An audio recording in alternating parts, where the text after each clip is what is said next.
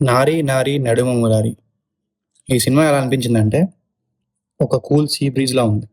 థియేటర్‌లో గడిపిన క్షణాలు తెలియకుండానే గడిచిపోయాయి. ఇది ఔట్ అండ్ ఔట్ కొత్త కథేం గాదు. మనం ఇంతకుముందు చాలా సార్లు చూసిన పాయింటే. పాస్ట్‌లో ఉన్న రిలేషన్‌షిప్ ప్రెజెంట్‌లో మళ్ళీ వస్తే ఏమవుతుందన్నదే కోర్ కాన్ఫ్లిక్ట్. కానీ ఈ కథని కామెడీ టోన్‌లో చెప్పడమే ఈ సినిమాకి బిగ్గెస్ట్ స్ట్రెంగ్త్.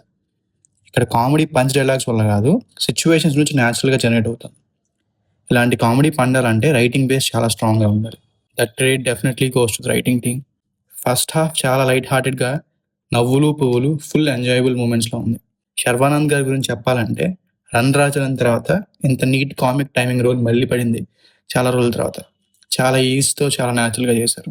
నరేష్ గారి క్యారెక్టర్, సునీల్ గారి క్యారెక్టర్, సత్య గారి క్యారెక్టర్ అండ్ వెన్నెల కిషోర్ గారి క్యారెక్టర్ ఇవన్నీ మూవీకి మేజర్ ప్లస్ పాయింట్స్. కామెడీని ఫోర్స్ చేయకుండా క్యారెక్టర్స్ ద్వారా బాగా క్యారీ చేశారు. సెకండ్ హాఫ్‌లో ఒక చిన్న కోర్ట్ రూమ్ సీన్ ఉంటుంది. అది జెన్యూన్‌లీ వెరీ ఫన్నీగా ఉంది. థియేటర్‌లో సాలిడ్ లాస్ పడ్డాయి. వన్ మోర్ గుడ్ థింగ్ ఏంటంటే అన్నెసరీ సాంగ్స్, ఫైట్స్ లాంటి ఫిల్లర్స్ ఏం పెట్టలేదు. స్టోరీ ఫ్లోని డిస్టర్బ్ చేయకుండా క్లీన్‌గా తీసుకెళ్లారు. ఈ మూవీని డైరెక్ట్ చేసింది రామ్ అబ్బరాజ్ గారు. సామాజిక వర్గంలో డైరెక్టర్. ఇలాంటి content driven, family friendly movies చేస్తూ పోతూ ఉంటే ఫ్యూచర్‌లో ఒక స్ట్రాంగ్ ఫ్యామిలీ ఆడియన్స్ డైరెక్టర్‌గా సెటిల్ అయిపోతారని నాకు బాగా అనిపిస్తుంది. శర్వానంద్ గారి కాస్ట్యూమ్స్ కూడా చాలా క్లీన్‌గా, నీట్‌గా ఉన్నాయి. క్యారెక్టర్‌కి యాప్ట్‌గా సెట్ అయ్యాయి.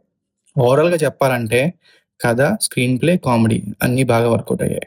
No hike ticket prices. అన్ని థియేటర్స్‌లో ఎంఆర్‌పీకే టికెట్స్ ఉన్నాయి. సో డెఫినెట్‌లీ ఫ్యామిలీతో వెళ్లి రిలాక్స్ అయ్యి నవ్వుకొని రావడానికి 'Nari Nari Naduma Murari' is a good theatrical watch and నేను డెఫినెట్‌లీ సజెస్ట్ చేస్తాను.